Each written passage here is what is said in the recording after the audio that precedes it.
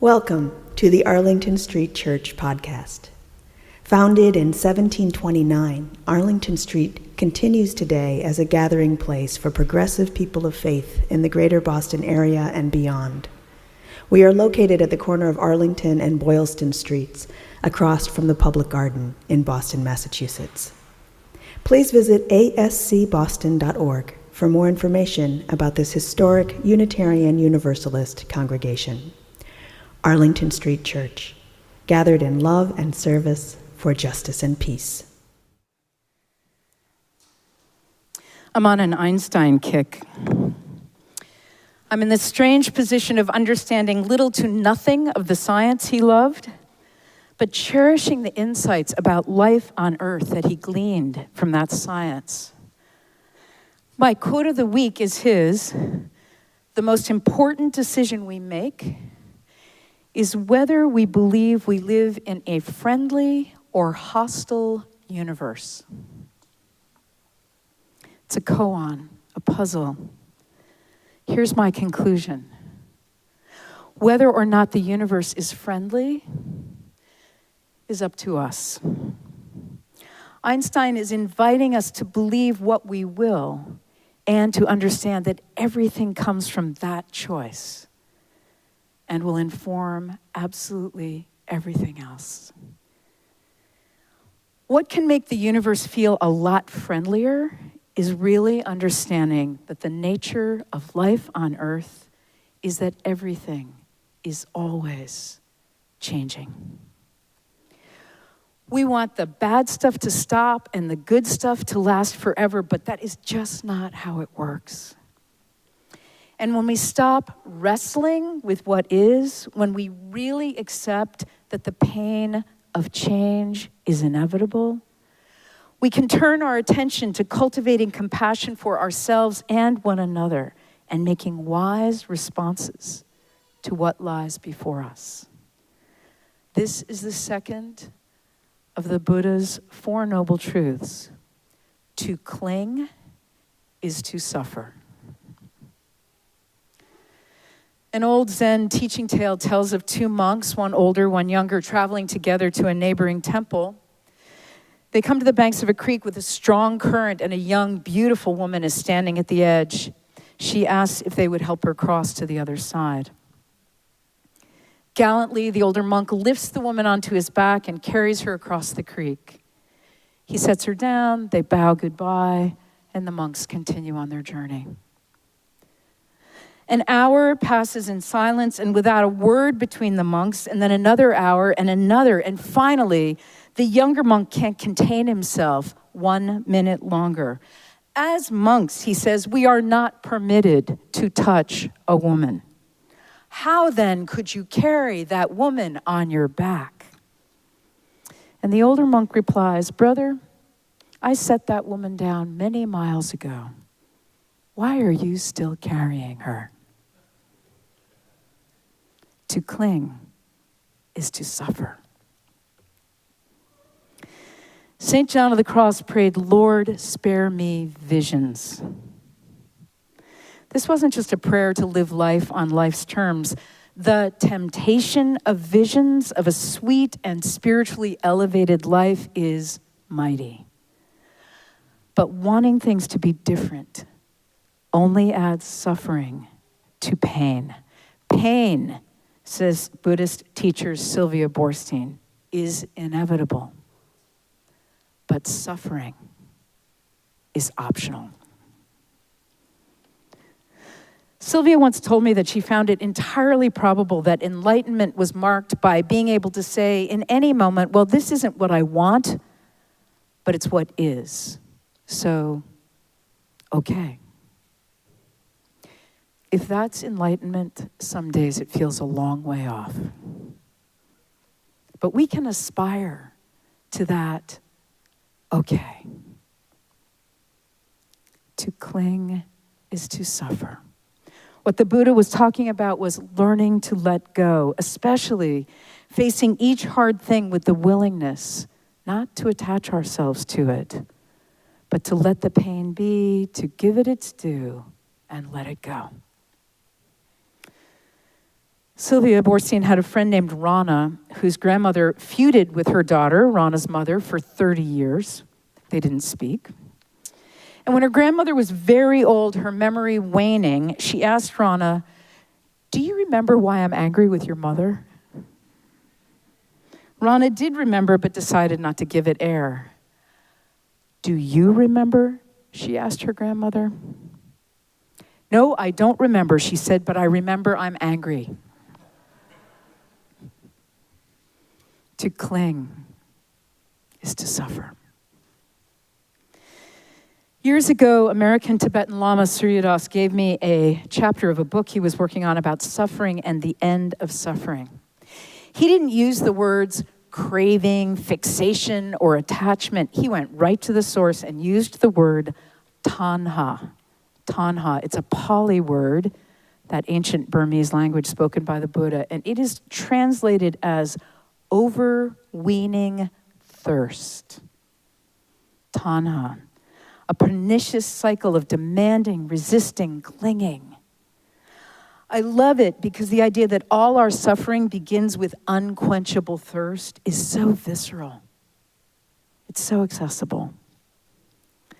Surya explained that not clinging doesn't mean indifference or complacency. It means being more even-handed and centered and seeing the big picture, having more perspective. He writes, "We all like some things and don't like others. We could benefit from cultivating more detachment so to be less invested in personal preferences, leaving room for inner peace and balance. We may still have subjective preferences, but don't necessarily have a drama queen tantrum when things don't work out as we would have liked." He continues, "Let's talk about relinquishing attachment in the positive sense, transferring our attachment to higher, deeper, more meaningful and enduring goals, values, purposes. Letting go and being more accepting, spacious and gracious, open hands, open heart, open mind actually works." He says this more equanimous, generous, collaborative approach goes a long way toward relieving a lot of the tension, stress, and friction that generates the energy of conflict and confusion. The universe feels friendlier. All of us are faced with navigating that razor's edge between apathy and clinging, that which divides indifference from passion. So how do we do it? Psychologist Eileen Strauss Cohen writes, "As humans, we're pre-programmed to avoid danger or anyone who has proven untrustworthy and to remember negative experiences so that we can prevent them. So letting go of a bad experience or forgiving someone who harmed us goes against our instincts. More often than not, it is wise to listen to our instincts. But if they're keeping us trapped in a place that doesn't allow us to escape our suffering, we can choose to let go." Dr. David Hawkins wrote the book Letting Go, The Pathway of Surrender. The big picture of letting go, he says, involves being aware of a feeling, letting it come up, staying with it, and letting it run its course without wanting to make it different or do anything about it. As I read his words, his guidance, I'm going to invite you to call to mind something you'd like to let go. Maybe start with something relatively easy. A parking ticket, someone beating you to a seat on the bus. Let's try this. Call to mind your situation and just simply let the feeling be there.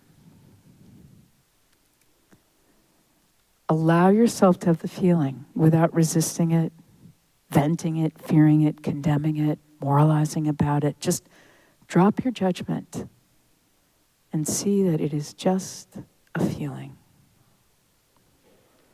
And you just be with that feeling. Surrender all your efforts to modify it in any way. Let go of wanting to resist it. Resistance is what keeps the feeling going. So when we give up resisting or trying to modify the feeling, it will shift and be accompanied by a lighter sensation. A feeling that is not resisted will disappear as the energy behind it burns off. So just note your resistance and let the feeling come up. Let the reaction to having the feeling in the first place go. And as you let go, just ignore all your thoughts. Just stay focused on that feeling, not on the thoughts. The thoughts are merely rationalizations of the mind to try to explain the presence of the feelings. Thoughts are endless and self-reinforcing. They only breed more thoughts. Just stay with the feeling. Good. I promise it will change. And as you explore the possibility of freedom, as your curiosity gets the best of you, you will notice that tanha, that thirst, dissipating. Dr. Hawkins believes that all negative feelings are associated with fear of the survival of our ego. So maybe we let go of something and it comes back. That's okay. It just means there's more to surrender. Rilke says, just keep going. No feeling is final. When we unhook, we can feel ourselves breathing more easily. Hawkins writes, by continuously letting go, it is possible to stay in that state of freedom. Feelings come and go, and eventually we stop identifying with them. Perhaps we thought we were the victim of our feelings, or we thought they were necessary for our survival, but they are not. We are not, and they are not. In his book, Food for the Heart, the great Thai forest monk and teacher Ajahn Chah paints a grim picture of the decision not to let go. He likens it to weighing ourselves down with a heavy rock and carrying it with us wherever we go. Eventually, we've carried it for so long, it's become a part of us. We can't imagine laying it down. The idea is frightening or unimaginable, but to be truly free, we have to lay down the rock, set down the woman. As you well know, my mother, Kay, was a difficult person. For many, many years before she moved to memory care, Cam and I lived 3 miles away from her and increasingly helped her to stay in her home. Our friends couldn't believe it. After so much terrible behavior, how could we possibly become her caregivers? Cam did it because she's a saint. I did it because given the choice between bitterness and letting go, I chose freedom. I also did it because on a meditation retreat, I experienced a profound insight. This was at the Barry Center for Buddhist Studies here in Massachusetts, and I'll bring you there now. On the first evening, 75 of us take a vow of silence. Additionally, we vow not to read, write, or look at one another. Next, we memorize the 4 lines that so many of you now have memorized as well, a 2,500-year-old gift from the Buddha in direct translation from his teachings on loving kindness. May you be free of danger. May you have mental happiness. May you have physical happiness. May you have ease of well-being. And then we begin repeating the phrases in our minds over and over and over. May I, may you, may they, may we, may all beings have ease of well-being. We are told that a Tibetan nun imprisoned by the Chinese government survived torture and solitary confinement on the knowledge that somewhere in the world, in every moment, someone was saying metta, saying the loving kindness phrases for her and for her jailers. I'm all in. 6 solid days of loving kindness meditation. The first wake-up gong sounds at 5:15. Seated meditation begins at 5:45, and at 6:30 it's time for breakfast. Breakfast is followed by an hour of walking meditation. And then it's back to sitting, punctuated only by light meals, a 1-hour talk by one of the retreat leaders each evening, and a 2-hour work period for which my assignment is to help wash the lunch dishes. Day after day is just this, all in silence. Seated meditation, walking meditation, seated meditation until the final evening sitting ends at 10. And the metta phrases over and over and over. May you be free of danger. May you have mental happiness. May you have physical happiness. May you have ease of well-being. On the second morning, we've been meditating for perhaps 2 hours when we're instructed to choose a living benefactor, a teacher for whom we feel gratitude, and to say metta for them, sending our loving kindness. Unbidden, my mother, still living then, surfaces in my quiet mind. She gave me life. She has been a soul-crushing teacher for my beloved younger sister and me. I'm sitting on my meditation cushion absolutely still, and my mind is lit up like a Christmas tree. Do I really want to spend the entire day with whatever might come up about my mother? No. Yes. If I'm really going to make something of this retreat, if I'm really going to experience something transformative and wake up, is there any other living benefactor whom I might invoke at this time? Yes. No. My mother had grand mal epilepsy. Sitting there in the early morning light with my yes, no hanging in the wintry air of the meditation hall, the woman behind me fell to the floor with a familiar thud, a seizure. And as half a dozen of us leave our cushions to help, my heart is pierced with a visceral understanding of the kind of raw fear that consumed my mother when she sees there was no one there to help her but a child. I am flooded with a profound sense of compassion, an opening to the possibility of laying down my sadness, my anger, my shame, my guilt, laying the burden down and letting go. And when I return to my cushion, my mind is clear and focused. Over and over, I repeat the loving kindness phrases for my mother. May you be free of danger. May you have mental happiness. May you have physical happiness.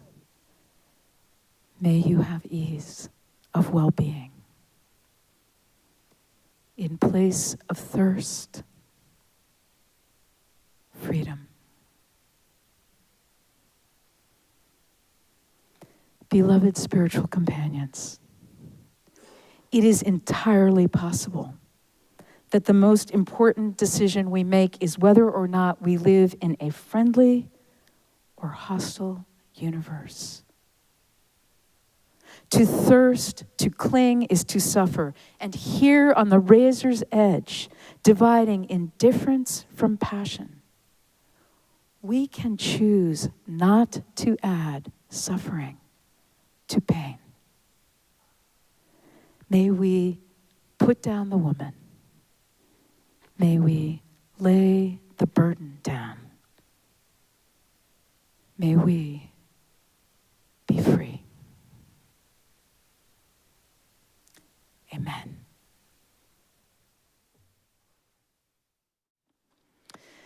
And now for our benediction, I invite you to put your hands over your hearts in Namaste.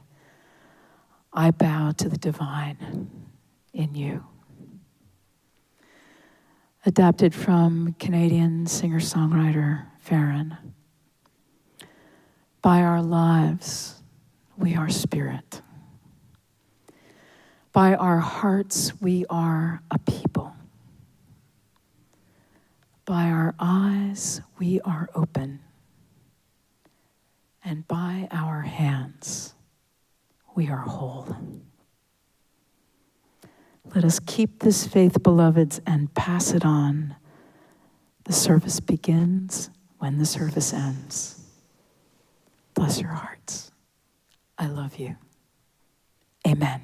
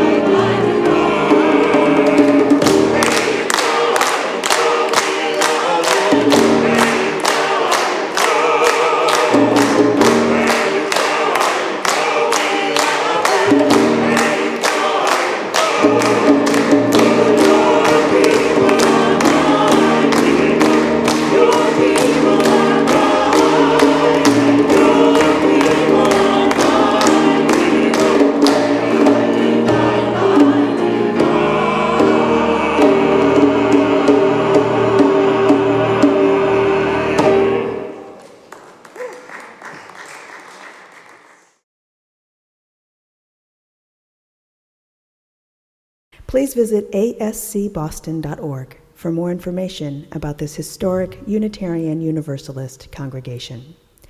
Arlington Street Church, gathered in love and service for justice and peace.